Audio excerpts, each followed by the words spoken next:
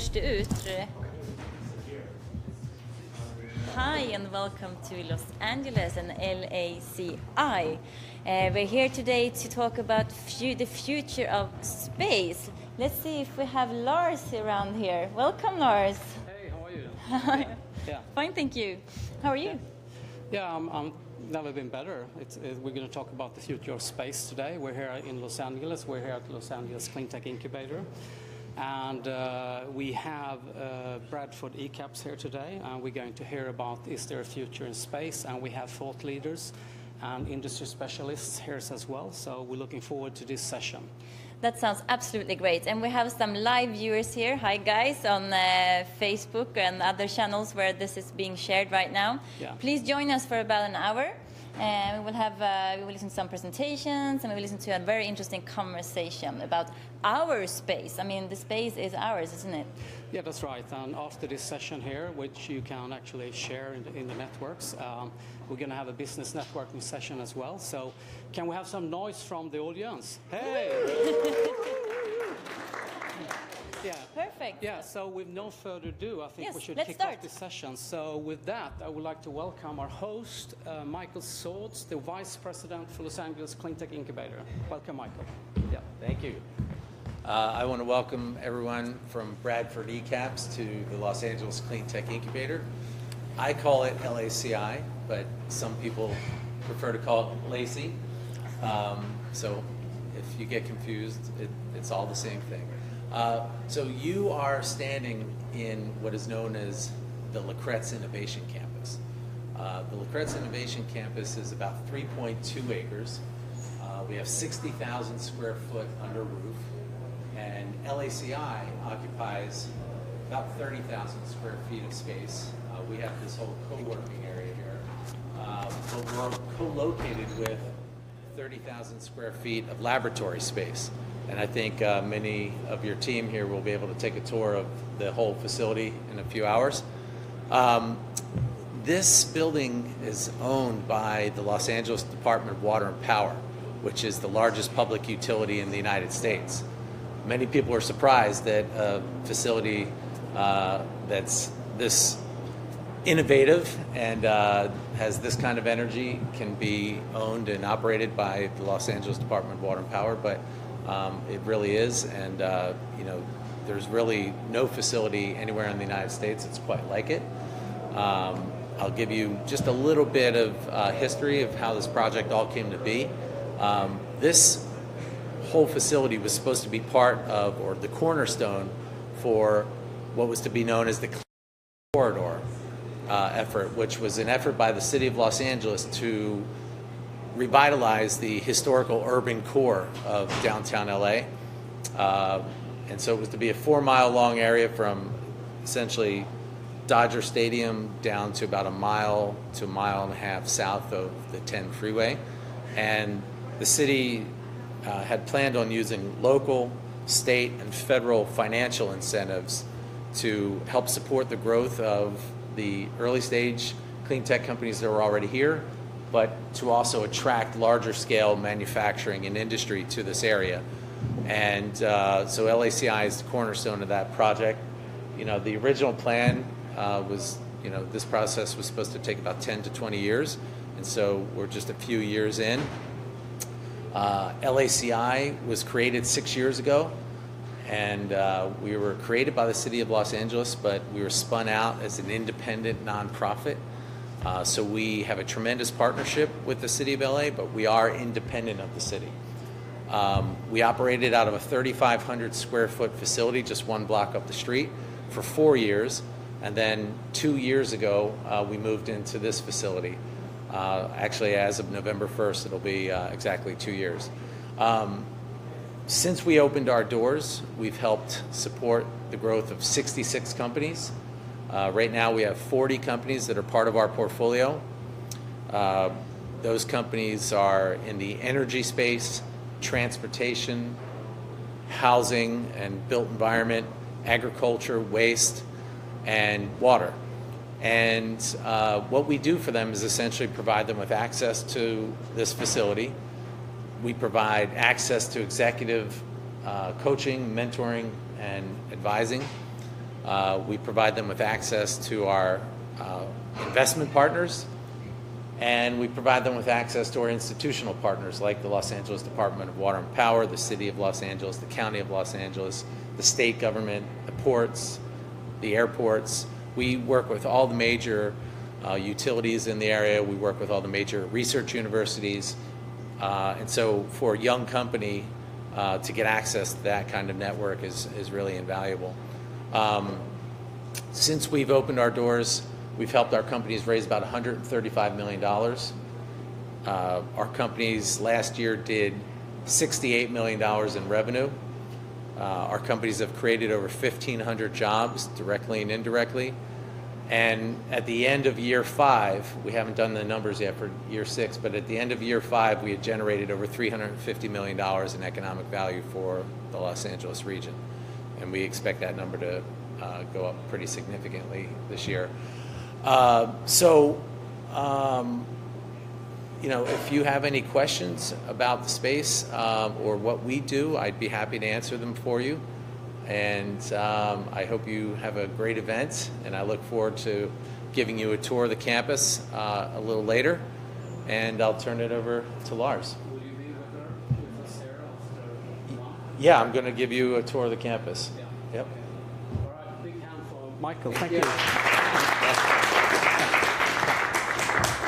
Thank you very much, Michael. Michael Swartz, the Vice President for Los Angeles CleanTech Incubator. So with that, we start the program with the Bradford ECAPS, the Future of Space Day. And I would like to welcome up Ian Fischenbaum. Yep. And a big applause. Thank you. Thank you. I'm going to speak behind this, lectern here. So I'm going to make this. Have that one. And you have the clicker over there. Just going to put the microphone on to Ian. Thank you very much. There you go. Then you hold that in the pocket. Put it in the pocket. Yes. The show stage is yours. Thank you, everyone. Thank you from everyone from the Los Angeles region, from the CleanTech Incubator, from our partners, people who came from across the ocean to come be with us here today to hear what we're trying to do with Bradford ECAPS and in space. I want to introduce myself. My name is Ian Fischenbaum. I am the Senior Vice President of AIAC, but I'm also the Director of Bradford and ECAPS, Bradford ECAPS, and also part of the ownership group as part of AIAC. We acquired ECAPS back in July. We acquired it from a Swedish government entity. We acquired it as part of a larger strategy that we have in getting into space technology, space components, space subsystems, and building out a group that has a great presence in the space market. And we did that because we believe in the space market, we believe in the growth there, we believe in the potential there, and we believe in the technology that's out there that can be exploited, expanded, and brought to the larger market. So we looked for space technology companies, and we're going to be talking about one here, ECAPS, which we say is non-toxic spacecraft propulsion. We didn't go out there because saying we wanted non-toxic space propulsion or green propulsion. We wanted good technology that was going to have good applications in the market. And that's what we got here. And the non-toxic part is a great part of the whole story. The high performance is a great part of the story. The fact that this is good technology that is going to be going on, that has been on spacecraft and is going to be on spacecraft is what makes us pleased about this. The fact that, and I'm going to be talking more about this, but the fact that you can use this to make more capable satellites, bigger spacecraft, longer lasting, lower cost if you have lots of costs of handling, safer, this technology, this system, which is ready now, which has been launched, which has been sent into orbit, 6 more are going to be sent into orbit tomorrow if our launch goes on time. This is ready now. This is ready now, and we're very, very excited about the prospects here. So I'm just going to talk a little bit about here. As I said, our group acquired ECAPS back in July. We bought it from an organization that had built it from technology. It made it into systems. It had done a lot of great R&D, but now is the time to commercialize. Now is the time to take what had been done and make it into a production organization and get out in the market, make sure that the market knew about this and that we could build. We could build on time and in volume and in good quality. And this is what we're doing. We gave it a new branding. It was called ECAPS before. We added Bradford because we combined it with a Dutch company that we already owned, that was already capable, and brought it together. We gave it a website, which I'm very proud of because ECAPS is space spelled backwards. So all you have to do is make a palindrome, ecaps.space, and you're there at the website. And you can see the beautiful thrusters and propulsion systems that we have. This is a tagline that we put together that tells us what this is all about. High-performance propulsion systems driving larger, more capable payloads and safer, more responsive spacecraft. This is what it's all about. This is what we're trying to do, and this is what you can do. And I can talk about, in broader terms, about how you can make space more accessible, more capable, view the Earth more often or in closer detail because of this. But let me just talk in sort of in a middle term. So you went high level, low level, mid-term, mid-level. High performance means more useful payload to orbit, a longer spacecraft life, more capable spacecraft. This is technology that's better than what has been used for decades up to now, and what else is being used in the market. We've been hearing from people in agencies and space agencies and big companies that this is good technology. We just needed to get it out into the market, and it's more useful because it's more capable, safer. We say safer, call it green technology, green propulsion. We call it that because the fuel is non-toxic. That's sort of why we're here at the CleanTech Incubator to talk about this. It means less expensive, no expensive handling facilities, some handling facilities and equipment and non-toxic fuel. But what it really means is that spacecraft are easier and faster to prepare for space, faster to integrate onto launch vehicles, and safer for everyone involved, which means that it's more accessible to everyone, and it's lower cost, and it means we can have greater capability going into space. This is what we call a 20-year overnight success, because we didn't just show up back in July and said, here's this technology. This had a long incubation period. It was developed first by a Dutch R&D org, but then it was developed into a product by a Swedish space commercialization org. And then it was acquired by our group, a US group, to be managed with our Dutch group, to bring this to the market. And I want to say, as a US group, we're proud that we're going to be able to be the bridge to the US market, which is the largest space market in the world. And that's why we were so interested in that, not only the potential of technology, but the potential of bringing this to markets. It's flown on 6 spacecraft, and as I said, I'm proud that it will be 12 spacecraft after this week, assuming, of course, our launch goes on time and well. Hope on that. And we have production in Sweden. We're going to have production in the Netherlands, and we have plans to have production in the United States. We have a lot of confidence that there's a lot of market. There's a big market for this technology and a lot of users. And so we are hoping that our facilities are going to be at capacity, and you're going to have to build more to have this. I want to talk about the flight heritage, but I'm not the right person to talk about that. I want to bring up Matthias, who oversees ECAPS. Actually, has been overseeing ECAPS now for quite a number of years. Yeah.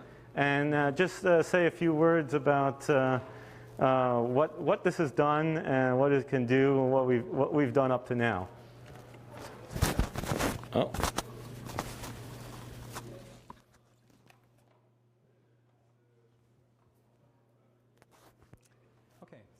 Thank you very much, Ian. My name is Matthias Persson. I've been the CEO of ECAPS since 2010, and now appointed the business director of the Bradford ECAPS company in Solna. I will talk about the heritage of this technology, but maybe also a bit of heritage of the company. We've been around since year 2000. We started up as an entity to commercialize this innovative technology for green propulsion. And the reason and the background for that was actually the need for the scientific community in Sweden, first of all, to find a technology that would allow a more flexible, cost-affordable solution for in-space propulsion for smaller satellites. And this technology enabled us to consider different launch vehicles, different launch opportunities around the world, coming in with a benign propellant that would not require hazardous operations at launch site. So I will go into the different sort of missions we've been covering over the years. And first of all, maybe a picture of the flight of the 1 Newton thrusters that's been up there for a number of years now. 6 spacecrafts been operational. Since 2010 was the first mission, the Prisma mission. And last year we launched, together with Planet, 5 more spacecraft, the SkySat constellation. We'll talk more about that later. But in summary, we have all these thrusters up there working in the space environment and providing very good performance and good data. So Prisma mission was the first demonstration mission for this technology. It was not only a demonstration mission for the green propulsion, but it was also a scientific mission demonstrating capabilities for formation flying. And we had the opportunity to have both hydrogen, the traditional toxic propulsion technology on board, as well as the green propulsion technology, so we could make the A to B comparison between the two. And that was a very good way to demonstrate the capability of the green propulsion on orbit. And the mission launched 2010 in June, and it was decommissioned in May 2015. So it demonstrated this technology for 5 years, providing delta V for the mission and giving very good results back. So on average, we had more than 8% higher on the ISP, given the density-specific impulse that's increasing the mission capability delta V with about 32% was the outcome from the overall mission. We have the SkySat constellation. So in year 2012, we were contracted by Skybox Imaging at the time. They were later acquired by Google, and now it's part of the Planet group. And we were challenged with a small platform that was innovative, bringing new price point to the market for high-resolution imagery. And this technology was essential for them to be able to find different opportunities for launch of the spacecraft, different secondary ride shares, as well as handling the block of launches with efficiency on launch site. So the first system was designed and delivered. We had follow-on contracts for a total of 19 systems that we are working on right now, and we have 5 of them on orbit. 6 of them will go up tomorrow. And they provide a significant increase in delta V capability compared to the toxic hydrogen technology. Moreover, we have been able to demonstrate this on orbit for 1 year now, and we will come back to a bit of the handling of propellant and launch sites later on in the presentation.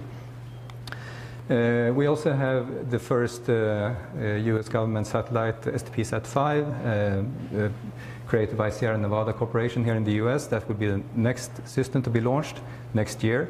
It's a 50-kilogram satellite, and they use this technology in order to provide delta V for the mission. And that's also a very significant and important mission for this technology to demonstrate its capabilities. We have another customer called Astroscale, and they are doing a mission for recovering space debris on orbit.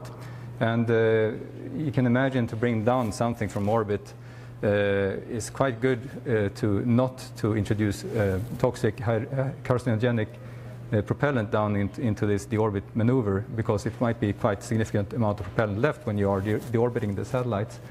And moreover, it's giving the performance needed in order to actually capture your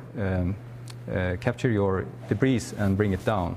And the high performance is really a benefit for the smaller satellites. So coming back a bit on the handling issue, handling of propellants is a big thing.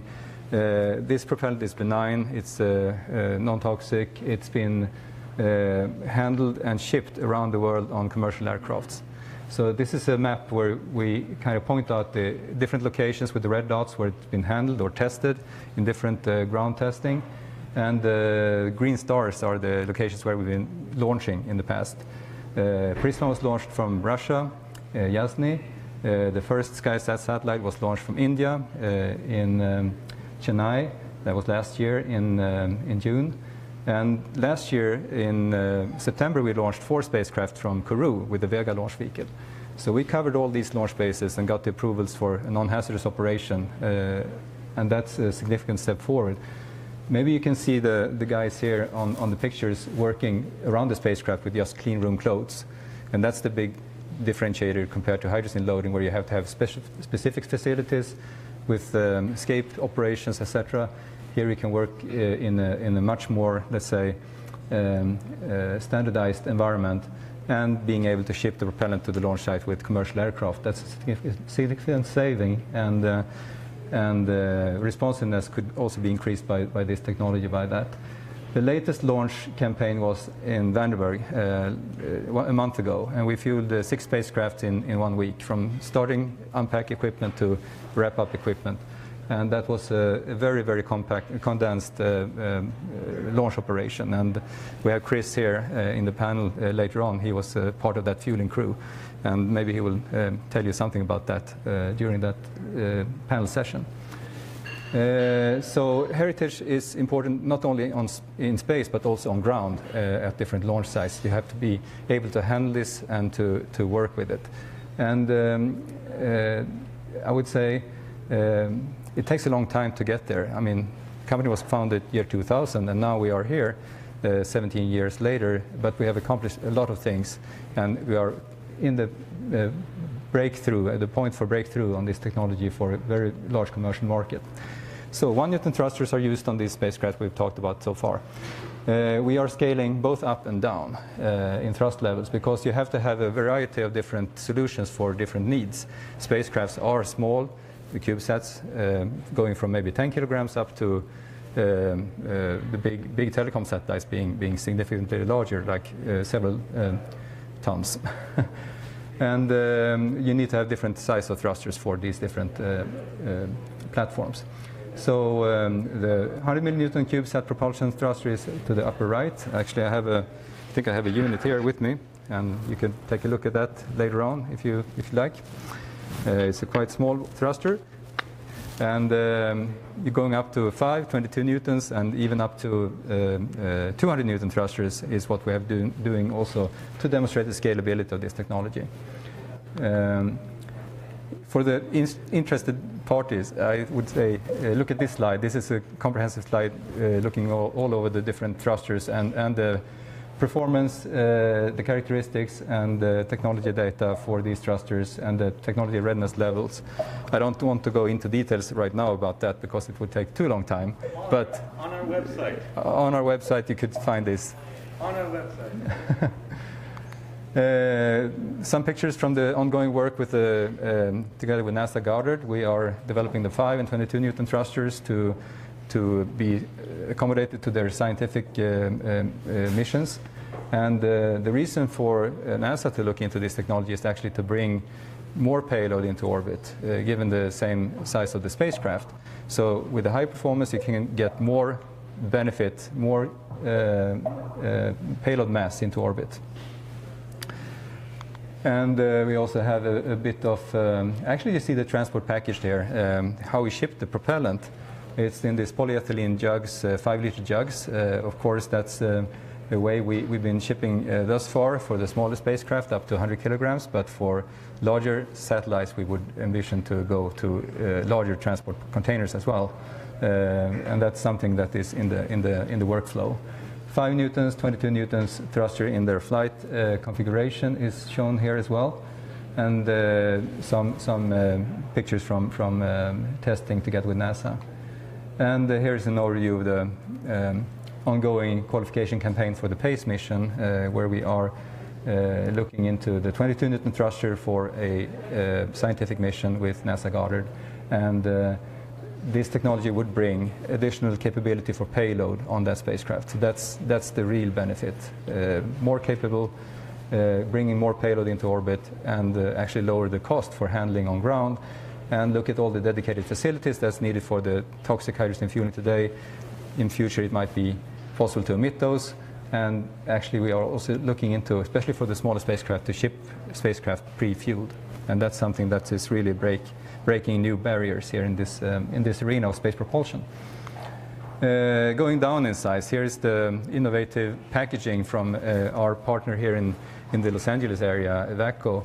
And we're together with VACCO here for a mission. This small thruster is actually planned to go to the moon. And that's quite amazing, I would say. So the lunar flashlight is such a mission where you have 4 thrusters in a quite nice package, and a scientific mission going to the moon.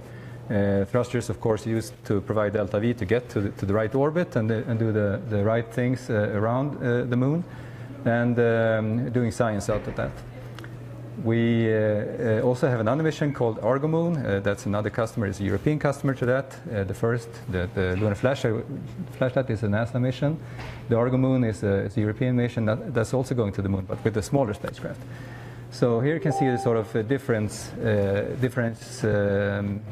sizes of thrusters that we've been working with and are qualifying for different missions. And also comparison with the 1 Newton to the 100 milliNewton there to the lower right. I think we come back to some of these concepts when we are having the panel session. So, right? Fantastic. Thank you very much. No questions, or no? We'll take that later. Yeah. Okay. Yeah. Okay. Yeah. So with that, we're going to introduce also the Bradford part of Bradford ECAPS. So I'd like to introduce Patrick. Hold that. Put the mic on.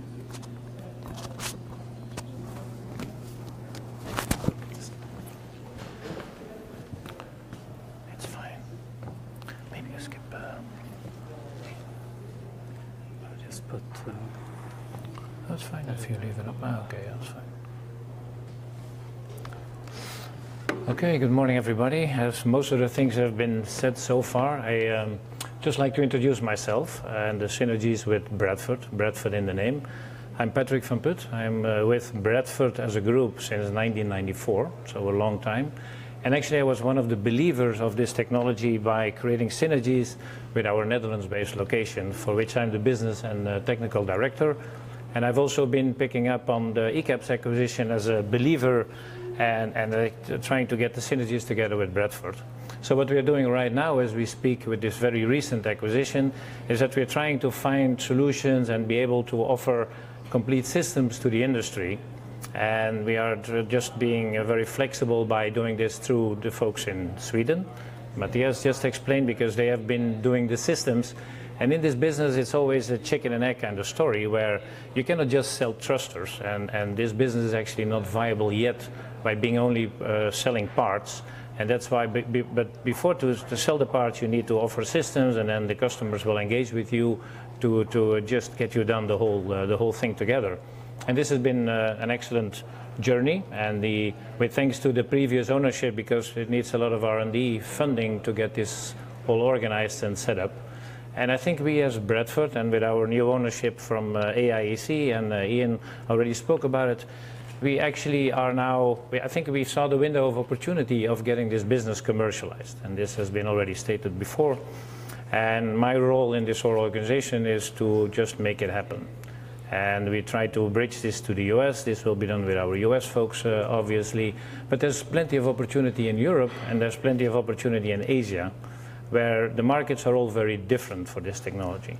If we look in Asia, then people are very skeptic and paranoia about the non-toxic formulation, hydrazine systems, finding solutions for hydrazine. In Europe, there is, and you probably have seen Space News recently, there's an article that in Europe, they'd like to ban the use of hydrazine. And banning the use of hydrazine, you need an alternative. And we are not just here to provide an alternative, but we like to leverage the unique selling propositions of this technology by getting more performing spacecraft, getting more payload on your spacecraft, and working on a niche, small set to medium-sized spacecraft. So we don't want to work as just a replacement, but of course the business is helped a little bit by spreading the word that hydrazine at some point may be banned from being used, at least in the European place. If you look at the US market, it's very different, because this is always a trade-off between performance and what is the best system for satellites. And this is the gameplay we would like to be in. We would like to show and magnify the unique selling propositions of this technology by getting more performance spacecraft, having less volumetric systems being produced, such that spacecraft can be more performant and more science and more return can be obtained from these vehicles. So as a group, Bradford in the name, Bradford ECAPS, 2 companies, one out of the Netherlands, one out of Sweden. We are making a start of offering complete systems. Proposals are going out, and we are very happy to have this panel here and this discussion, and hopefully tomorrow a successful launch on the Minotaur C, which will bring 12 satellites into orbit. And I think we can be very proud about the fact that we are the #1 replacement or unique technology, green, non-toxic propulsion, and any other developments being exercised and tried and proven so far, we have just shown in-orbit performance. And I think in this market, that's a big deal. And we are here. We are ready to enter the US market as well. And hopefully, with the help and our partners who are here today as well, VACCO, we have tanks from the US and number of components, we can make it happen. That's what I wanted to add to this. So thank you very much.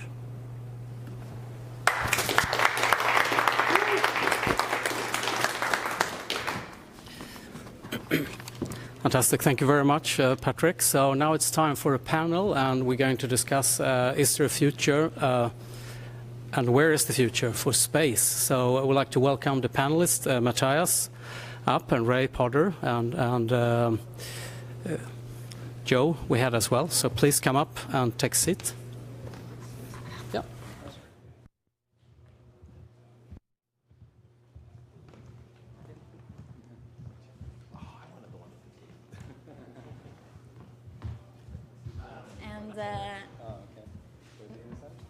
Guys, the ones that are watching us on Facebook Live. So now we're going to have a conversation here about our future space. Yeah. What's your expectations, Lars? They're very high. Very, very high. We need a new model, not only in the space technology, but the space technology can drive all the development of all other solutions in the world. So that's why it's so important about the future of space technology. So, Ray Potter, you will have this conversation with us, and together with this gentleman as well. We'll take these away, okay, and we'll use this one. Excellent, Yes. excellent. So, first of all, what an honor to be part of this mix. You know, we always say that this is not rocket science, but I am actually in a room full of rocket scientists, and it's indeed an honor. And I want to kind of bring the conversation to a space that the general audience, everyone who's watching, the key question is, who cares, and why sustainability, and why it matters. So, you know, some 50-some years ago, space was a vision for aspiring entrepreneurs to take technology to the next level. It's It's the thing that fueled a whole generation of narratives, including Star Trek, things like resource-based economies of the Venus Project, Buckminster Fuller's vision of Spaceship Earth.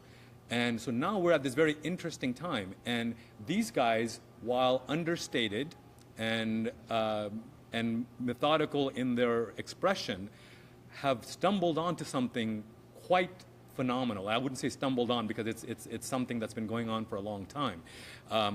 That green propulsion is not just a part of the mix. And what satellites represent, what does it mean to us? The fact that you are watching this on an internet device, and the media and the stories that are being created out there, this is a very interesting time. And today we're in this very interesting time where technologically individuals have agency and capacity like they've never had before. So we hear about things like blockchain technology, we hear about things like mediated technology. We have individuals that can become media stations, we have individuals that can create their government, their law system, their credit system, their money, and this is either a recipe for mass incoherence or anarchy, or it's a recipe for creating something that we've never experienced before on planet Earth. And what these guys are doing is phenomenal. And so with that, I want to really talk about what this means going forward into creating a cohesive vision of what space tech means for these companies and what space tech means for humanity. So thank you.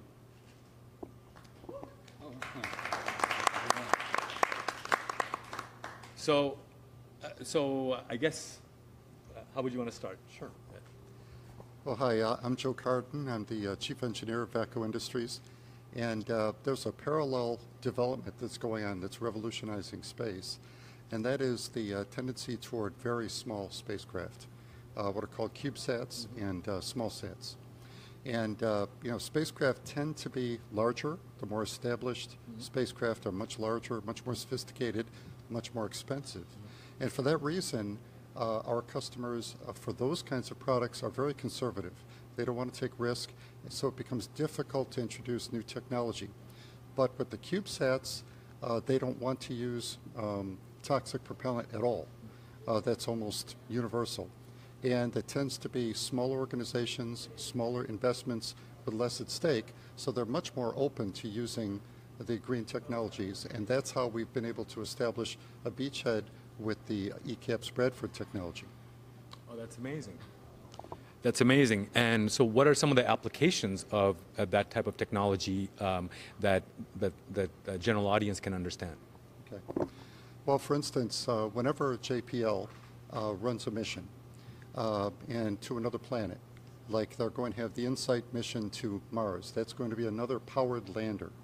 And what they do is they plunge directly into the Martian atmosphere, and they use the atmosphere itself to slow down enough to be able to do a powered descent.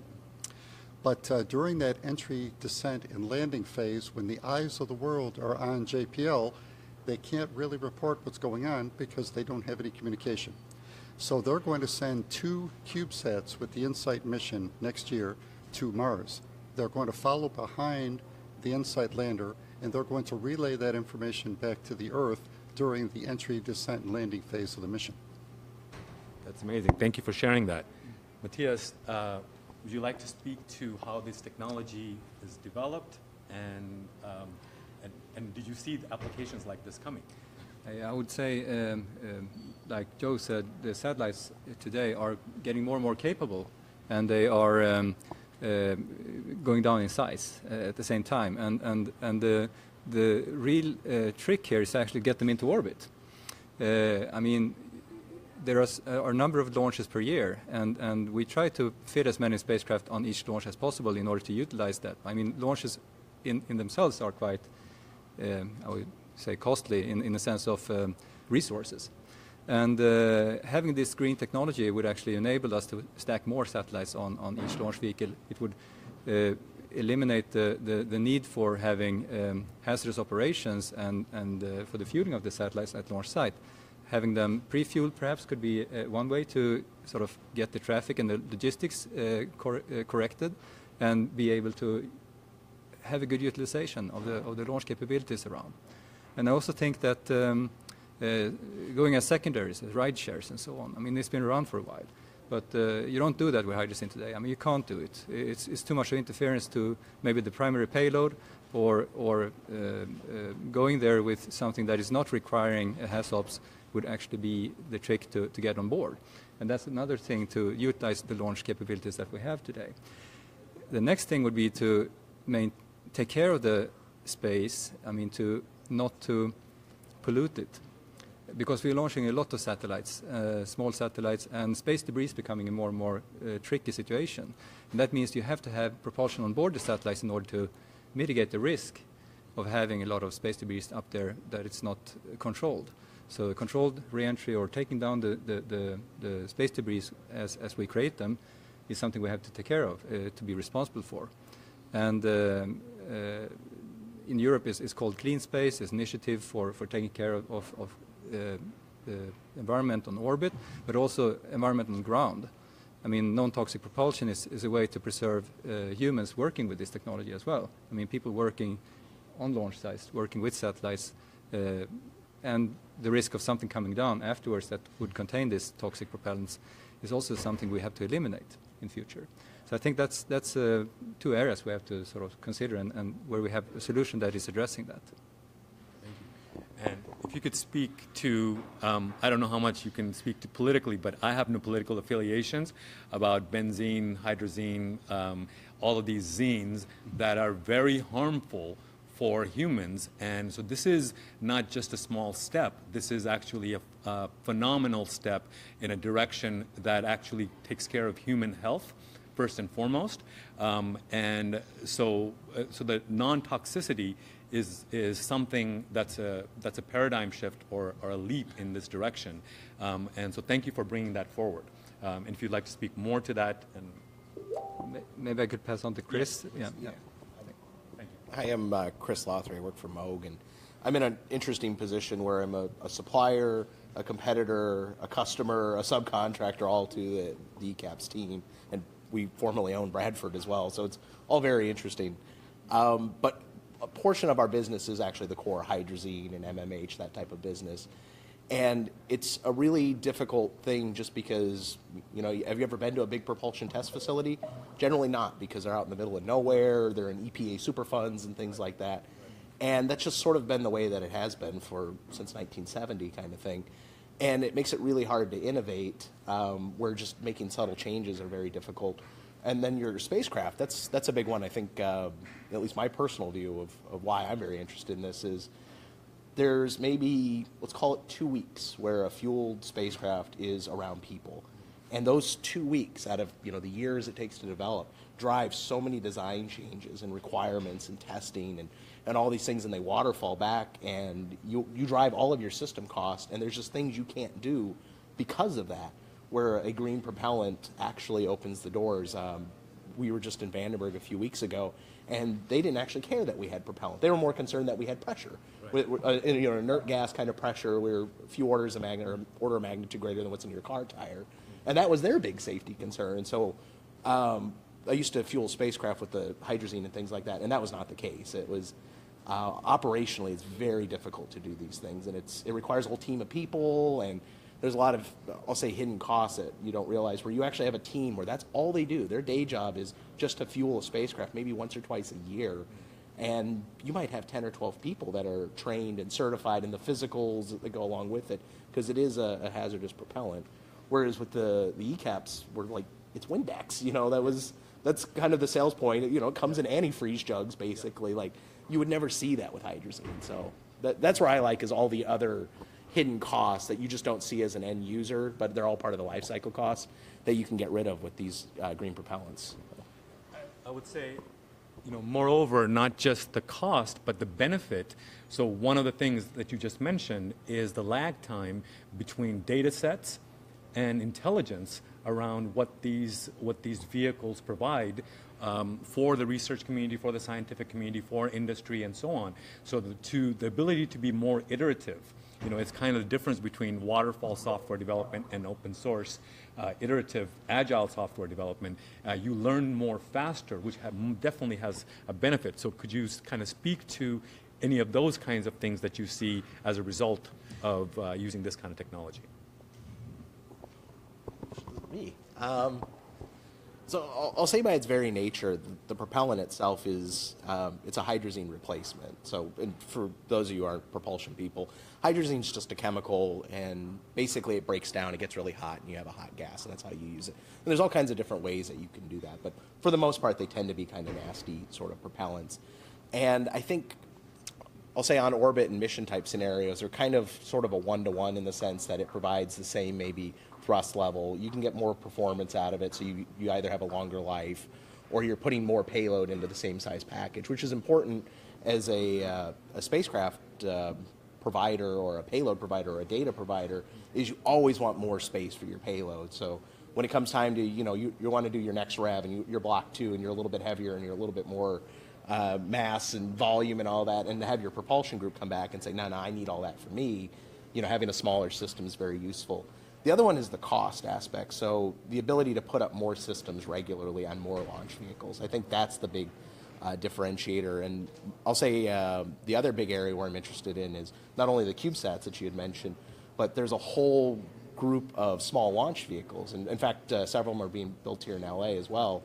And their whole business model is about fly every single week. Well, to fuel, normally a kind of a nasty propellant system, that's a whole week of work right there. So you can't do that. You're going to miss out on that whole kind of growth area. And then the other big one too is a lot of them are getting set up to not even have that capability, the special rooms and all the certifications and things like that. So if you come to the table with a hydrazine-based system, you're not going to fly. So it means you sit on the ground longer, so you don't have time to iterate and innovate. So that's my roundabout way of answering that. Thank you again, Chris. So what I'm understanding from a layman's perspective is that the ability to be in space more often with less toxic outcomes enables us to gather information, not just on the process of doing that, but it's probably closing the gap between vision and execution of many of these initiatives. Would you like to speak on that? Sure. Well, the systems that we're developing are completely integrated systems. So it's a system in a box, if you will. And they're very sophisticated. They have microprocessors built in. They have software, resident software. They're plug and play. You plug them into the data bus, and they talk to the rest of the systems on the spacecraft. This is not the way spacecraft are typically built. So this modular approach where whole chunks of the spacecraft can be pre-integrated and tested, and you just plug it in and turn it on and start operating, is a completely new paradigm and really trims down the lead time required to build these satellites so they become less costly and much more versatile. Thank you. Matthias, would you speak to this capacity and what that means for peripheral business models and other kinds of things relative to data, information, visioning, being able to model big data sets that have things that people care about, for example, actions towards climate change or any of those types of things that are emerging in our world right now. The capacity to do this, what do you see as ways forward having these kinds of capacities that your technology enables? I would say, first of all, it's amazing how much information and how much we rely on space assets today. Everything from GPS, weather data, communications, and so forth. And we're just in the beginning of communication with the geo satellites, I would say, with the low Earth constellations that are considered for internet communication, etc. It's going to be a significant change in everyday's life. Earth observation is a very interesting topic where you have like the capabilities of planet and their satellites are continuously monitoring the Earth and building up huge data sets that could be used just for, like you said, climate, looking at the climate change, looking into different areas of interest and building business intelligence upon that data set. And that's just in the beginning of that paradigm shift, I would say. And this technology provides our customers to enable a fleet of small satellites to be operated on orbit and to take care of them, have them on orbit for a longer time than these constellations have to be reconstituted every now and then. I mean, you have to fly more satellites when they are worn out or when they are out of propellant, they will fall down into the atmosphere. And having a higher performance would enable us to stay longer on orbit. And by that, yes, we continue to provide the data for the community without having to launch as often. And I think that's the big thing that we could provide with having a good, solid infrastructure, allowing them to be on orbit and do this work for us without having to launch as often. And that's a huge saving, not only on cost, but also on the environment, I would say. Yeah. So satellite intelligence as a service, as something that's emerging from the space, that now having a low-cost footprint just kind of speeds up innovation and the evolution of what is possible in this space. So that's very exciting and fascinating as to kind of where we're going into the future. And so thank you again for sharing that and bringing that technology forward. Thank you, panel. You're not done yet. I'm going to come back with some final questions as well to the panel. But if we have any questions in the audience here, feel free to answer. Have any questions? Yeah. And just speak in the microphone. With the emerging satellite constellations being announced from many different places in Europe as well as the United States, is there a business case for using a green propellant-based CubeSat or smallsat platform? Can you please speak up questions as well? So did you hear it? Yeah. Who wants to answer? I got it. Yes. Gotta be careful on this one. Where I first got involved with the ECAPS group was maybe about 4 years ago, and that's exactly what we were looking at, was a constellation. Actually, it was a nested constellation of spacecraft, and we were looking at a nested constellation of spacecraft, and we went and we traded all kinds of different options. We looked at a hydrazine, a very traditional base system, a green propulsion system, electric propulsion, which is another kind of flavor, and even some of these CubeSat class propulsion systems. And where we kind of came down to it was green offered a few different opportunities where you essentially could thrust quickly and get out of the way. That's actually has a lot of advantages, especially in constellation maintenance. And then the other one too is kind of, we'll call it from the environment perspective, but the space environment, electric propulsion and some of the associated technologies, they use low thrust trajectory. So this is, instead of getting in your car and going really fast, it's the whole, rabbit or the tortoise and the hare sort of thing. That makes all of the monitoring very, very difficult because you don't exactly know where you're going to be at any time. You're constantly thrusting. So the organizations who are in charge of this space asset management, they find that very, very difficult. So there's all kinds of iterations that you have to do where using a chemical higher thrust, you can actually do your transfers. I can get to where I'm going in a day or 2 days versus 8 months. So there's some advantages there. You do have a mass penalty, which, space is fundamentally a mass problem. But we looked at that, and it was sort of some of the opportunities there. It seemed to actually trade better than electric propulsion, and the fact that it was available. We were going to try to get these things up in 2 years from start to go, and a lot of the electric propulsion technologies just really weren't there, whereas, we had a pretty competitive system. So I don't know if you guys had a follow-up as well. Well, maybe also pointing back to some technologies where we actually you guys are working with an enhancement of the launch capabilities of consolidating satellites integrated to like a space tug, where green propulsion could be the sort of solution for getting more payloads into their right positions without having to have propulsion necessarily, but giving a bit of more flexibility to the launch provider. Or using your propulsion for the mission. Not correct. Yeah, correct. I mean, not to waste it. There, yeah. Not to waste it in the beginning. Yeah, correct. Yeah. We have some more questions. Yeah, we have some more questions. Say your name and company and the question. Hi, my name is Sloan Joy Trugman. I'm from my own company called Updated and Emanet Insights. So in America, we find interest group society and representation. You mentioned chemicals, and chemical industry is part of the ways to support the systems. So as we move towards a global economy that's pollution avoidant in space, how do we have preventative interest groups that are going to be representing a clean space?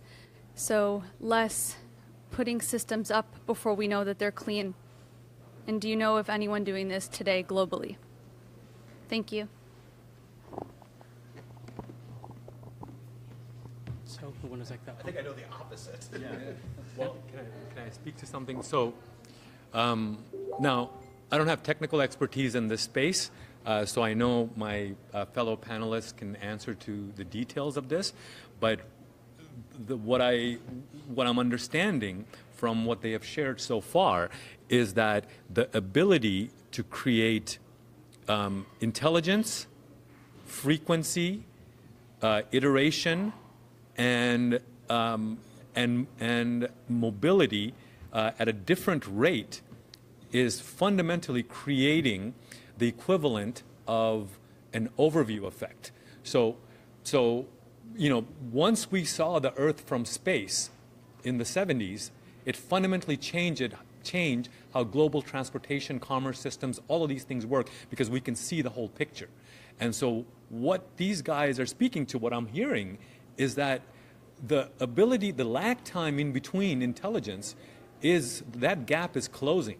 So what that means in terms of an interconnected reality where we start to understand that everything connects to everything else, and we don't look at things in isolation, we start to look at things in totality, that has huge implications as to what this technology means for creating sustainable systems, pollution-free environments, monitoring of patterns on the planet, and you know, years ago, Peter Drucker said, the cost is the cost no matter who owns what. And we're actually heading into an era where that's more relevant than ever before. So understanding systemic cost, really these are the bridge technologies to take us from point A to point B. So if any of you would like to speak in more detail about that, Joe? I've got an answer. Yes. Question. I figured. So I'll say there's no one, at least in the U.S., forcing. Sorry, like things in the way. There's no one in the U.S. necessarily forcing to this, and it's no different than, you know, you can go still buy SUVs that get 12 miles to the gallon. You're going to pay for it, but there's no one that says you can't. Europe's a little bit different because they do actually have legislation that's been kind of floated, this REACH legislation. So that was sort of put out there as a reason to move away from it. And for whatever reason, I haven't seen as many people shift to it as possible. So I think, you know, the onus comes back to you guys is you now have to just be commercially viable. You need to be cheaper, better, faster, you know, any one of those than hydrazine. And I think once you have that, then people like me who are, you know, kind of converts be like, why would I go back? And I mean, my company makes those things for a living, and I actually shy away from them if at all possible. So it's very much a hearts and minds battle than anything else. And so you have to do events like this. Yeah. I mean, the big one is space by its very nature is slow and risk averse. And there's a lot of interested parties that I'll say have different interest levels than everyone else. So the fact that space has a lot of military backgrounds, that drives to a lot of decisions where, you know, as a, I'll say, producer of, you know, going into that market, you don't necessarily want to go up against your customer. So if they're content doing these things, you know, as a supplier, you kind of got to be content doing those things as well. So like I said, it comes back to here, and the more sky sets that go up, and STP-Sat 5 and all these other ones, more people are going to be like, why am I doing this the old way? So. Maybe another comment would be the different opportunities for launching satellites is increasing. Looking around the world, it's actually more sort of launch capabilities built up now than ever before, at least programs for it. And these new facilities are not necessarily adapted to handle these very toxic chemicals. And I think today we have the heritage of large infrastructures that's there for handling these today's chemicals. And as long as they are there and they, someone else is paying the bill for them, I guess the change is not that rapid. It's the total life cycle cost. Yeah, total life cycle cost to take a look at, and I think that's an important thing. Thank you very much. We have a question over here as well. Say your name. Hi, Bob Hubner, Airbus. First, in answer to a little question, with propulsion on board these CubeSats, you're able to force them down instead of waiting 20 years for gravity to pull them down. So I think that's part of keeping the space junk out and cleaning up the thing. My question was more on the military market. Is this set for the kill vehicles? Now that we're within range of North Korea here in Los Angeles, is this a propellant capable of going on a kill vehicle and building larger engines than you currently have to do that? Are you looking at that? This is probably the first time in Lacey's history that somebody used the word kill vehicle. Yeah, I guess the answer to that would be yes. It's deemed feasible to use this technology as the gas generator for these thrusters for a kill vehicle. Yes, and we have a partnership with Orbital ATK here in the United States to develop that technology. So that's absolutely true. It's a possibility, and a good possibility too, because the need for longer coasting phases, etc. I mean, the countermeasures has to develop as well as the threat is developing. So I think that's something a lot of people are looking into. And we don't see anything that would prevent us to scale up to that thrust level. I've got a related question. Have you guys done any research for a hypergolic bipropellant version of your... Because, I mean, that's ultimately what Bob's question is the chemistry and the mechanics of how these work. You need to generate thrust very quickly for those applications. I got to be careful what I say here. And the way that the chemical breaks down, it takes time. So, yeah, if that's something you guys are developing, that I think would be a big game changer.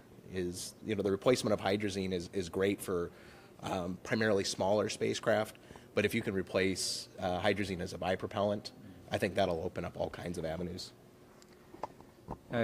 We are working on things like that very early in the development phases, but it's also a bit of a contradiction, I would say. I mean, normally if you talk about hypergolics or biprops and that spontaneously react together, and if you have something that is very safe and inherently safe, I think it's a bit of a contradiction in itself. So that's the trick, I think. But actually, could easy, everyone would yeah, exactly. But you could actually achieve this with a monoprop too. Okay. I mean. Like you have to have a gas generator that is feed by monoprop into a gas generator. I think that would be the trick. Oh, I'm sorry, you had a question. No. Yes.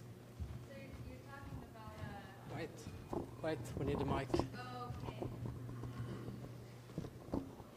Say your name and company again. I'm Sloan Joy Trugman again from Updated and ArianeGroup Insights.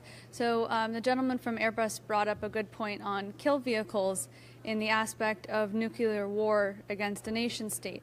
However, with agile, flexible, and smaller space systems now that are new world agenda focused, such as climate change, city movement, population focused, what is the predictability going towards kill vehicles to take down smaller, agile systems to black out insights and intelligence that really matter?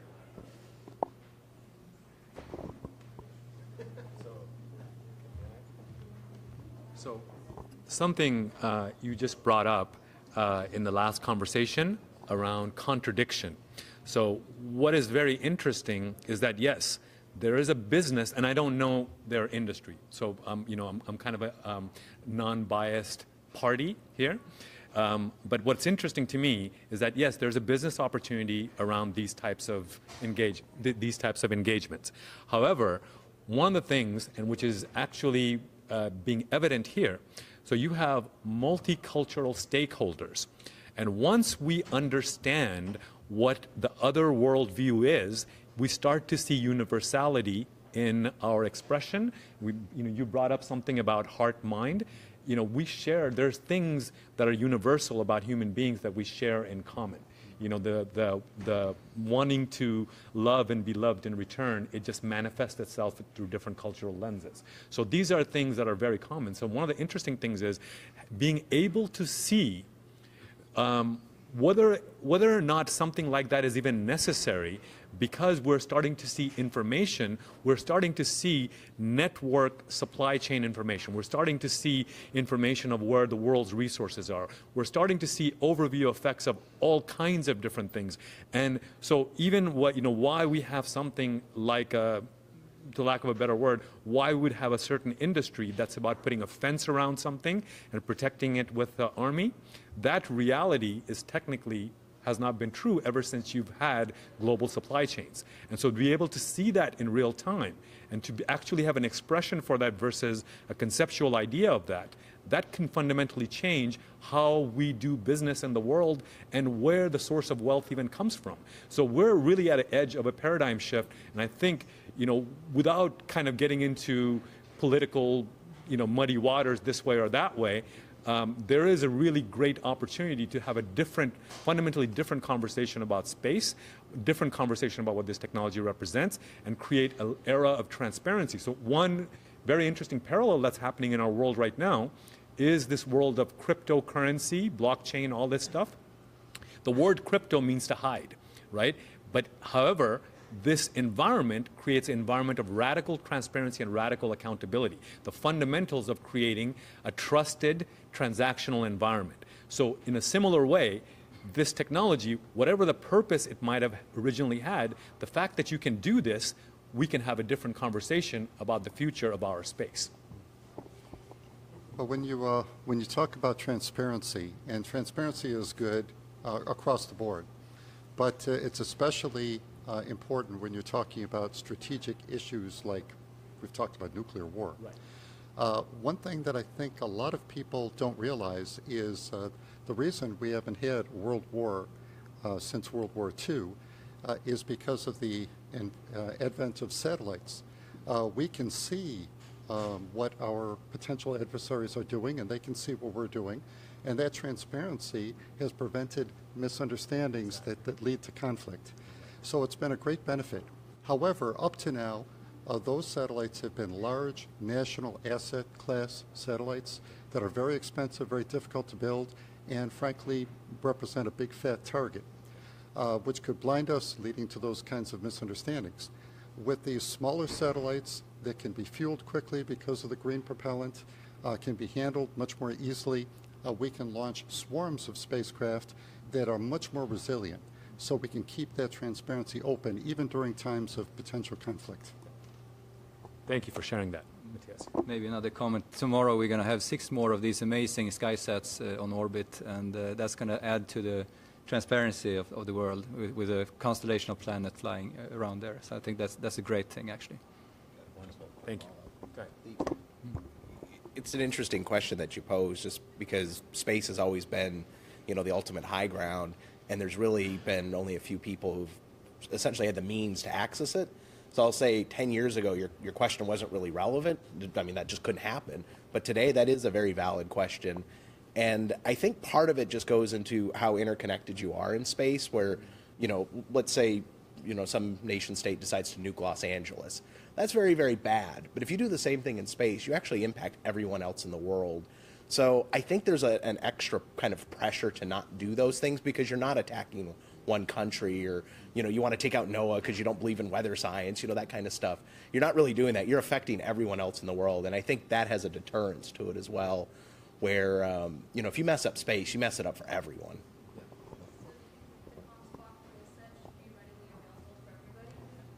Wait, I want the mic, the sound. Can you please repeat? You know an awful lot about this stuff. So there was a pretty cool commercial tool built a few years ago. It was showcased at the National Space Symposium 2015 called ComSpock. One of the most powerful tool sets maybe readily available today. So do you believe that this type of technology should be more widely available and trained upon to have better active transparency now, since there is a tool set that can showcase where and who and how is in space per nation state and agenda?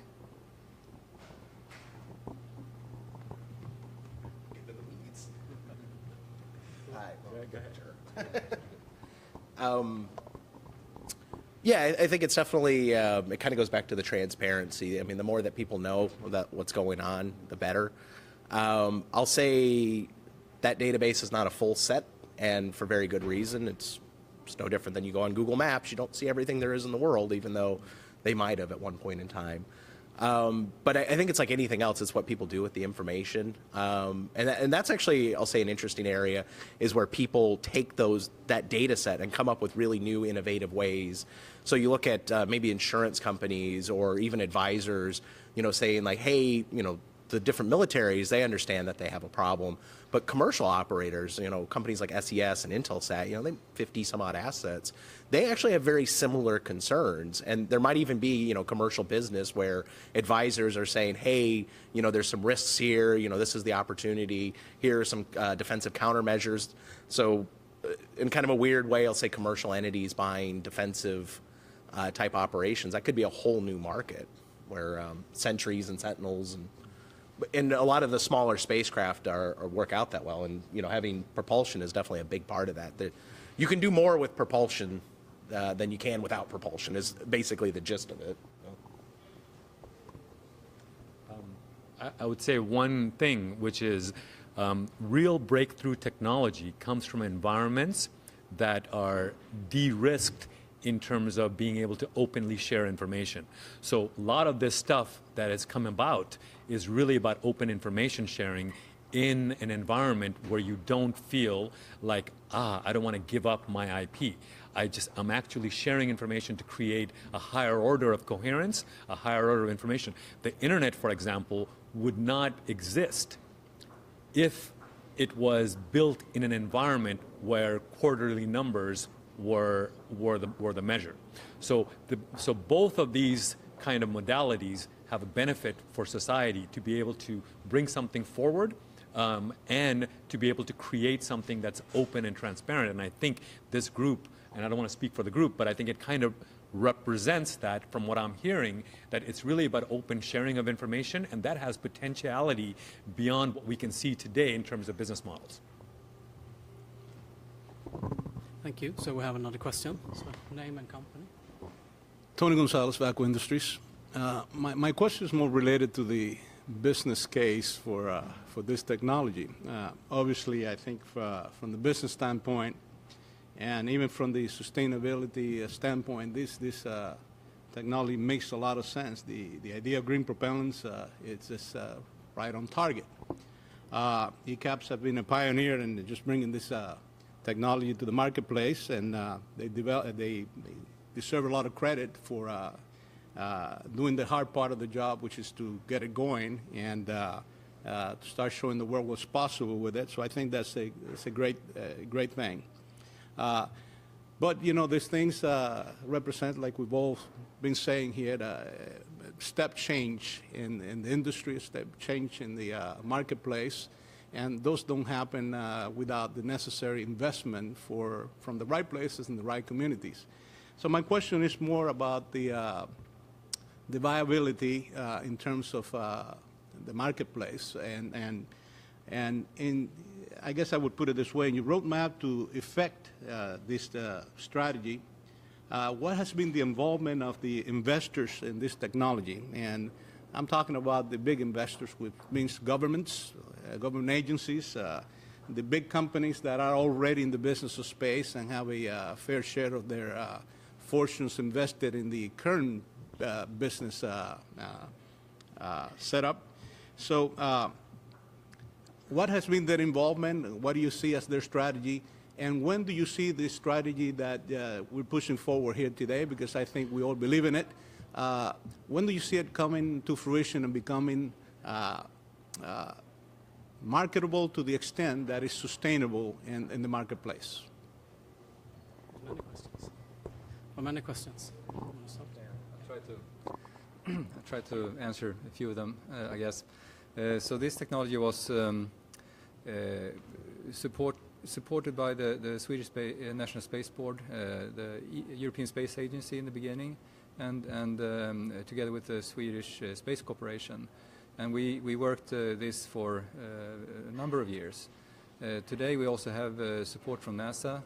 They're doing their part of the work at NASA Goddard, for instance, and NASA Marshall. JPL is looking into a mission, flying to the moon, etc. So I think it's agencies are there in supporting. I must point out also Skybox Imaging at the time, with their investors behind, that took this technology, Skybox now being part of Planet.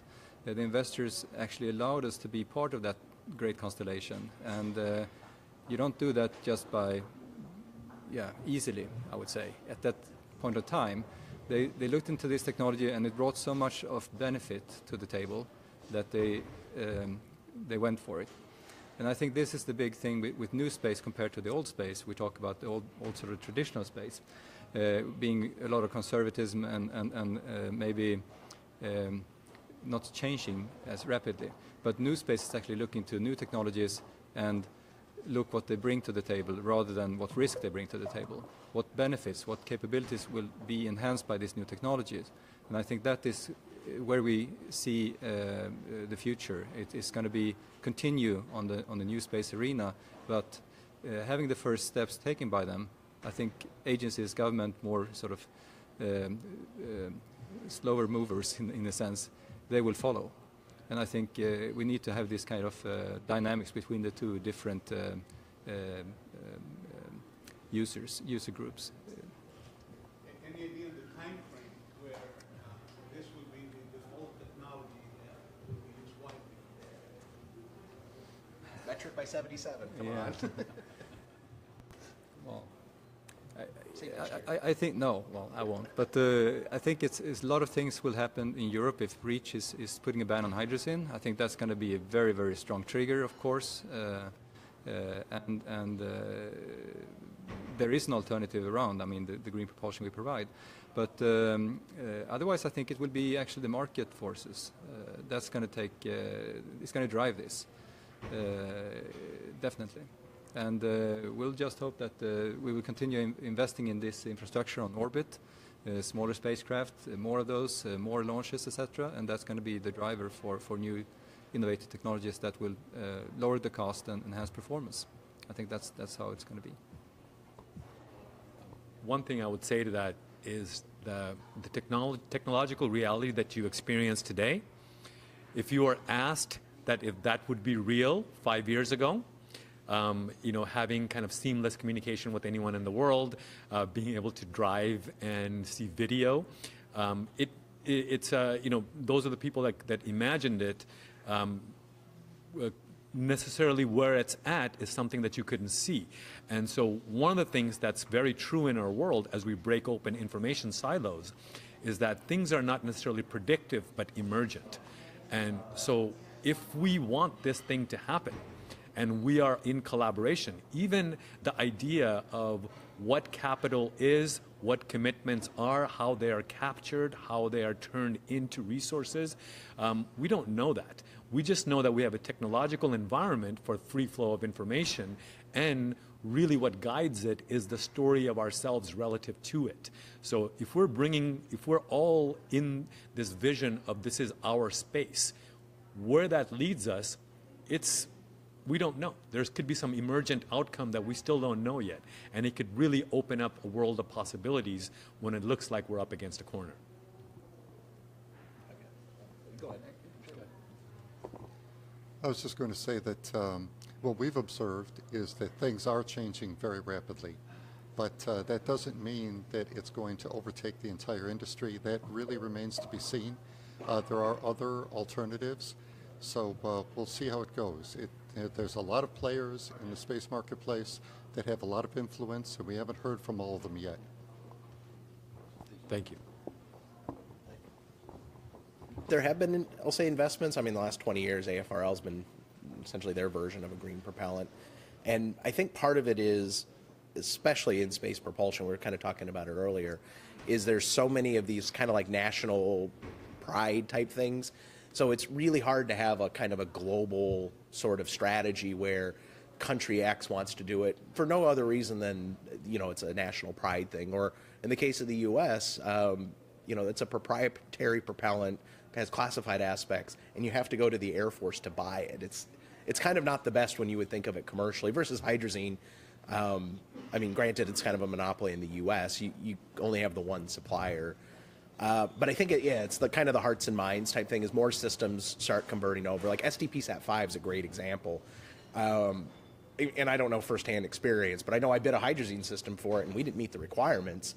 And was that because the customer wanted to force it to a green system or not? I don't know.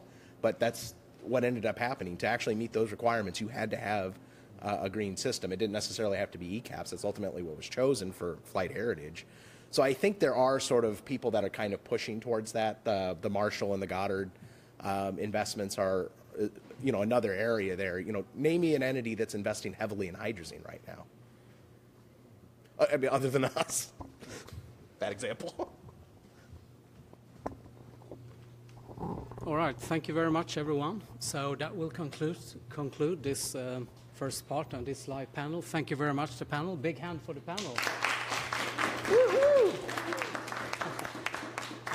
Yeah, Lisa Maria.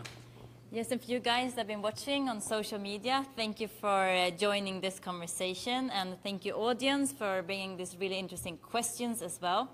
And remember the webpage as well that you should be looking at after you have joining us for this conversation, ecaps.space. That's easy to remember, so we can continue having the discussion there, and you will learn more. A question for you, Lars. What's the next step for space? Well, next step for space will start tomorrow, and I would like to invite Ian Fischenbaum to tell us about that. What happens tomorrow, Ian? Welcome up. Halloween. Well, thank you. Thank you to all our panels, all of our partners, all the people viewing online, people viewing in the audience. Thank you to Lassie for hosting us for this. I want to say, because I want to talk about launches here, because just to tell you how frequently launches are happening. We have a launch tomorrow. It's a launch of a Minotaur. We have ECAPS systems going up there.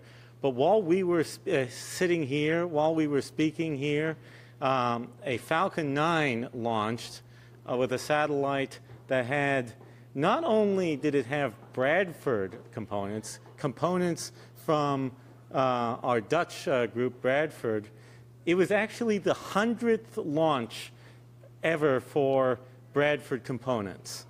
And that just happened while we were doing here the SpaceX Falcon 9 launched. Tomorrow will be our 101st launch. We kind of wanted to make that one the 100th, but SpaceX got a little ahead there. But the Minotaur launch tomorrow will have 6 SkySats aboard and a number of Planet Doves. The SkySats will each have ECAPS thrusters. Myself, Matthias, Patrick will be at Vandenberg tomorrow to be there to talk to our partners, talk to our customers, and cheer on this launch. And we hope it all goes well. It's the nature of launches that there's some unpredictability, but our thrusters have worked well in space, and we think and we hope that actually we know that it will work well in space. These set and others to come. So thank you all, and Lars, thank you for doing all this with us. Thank you very much. So that concludes the broadcast from Lassie. Thank you very much. Goodbye. Thank you. Thank you very much, everybody. So now it's about, we have to 2 p.m. this space.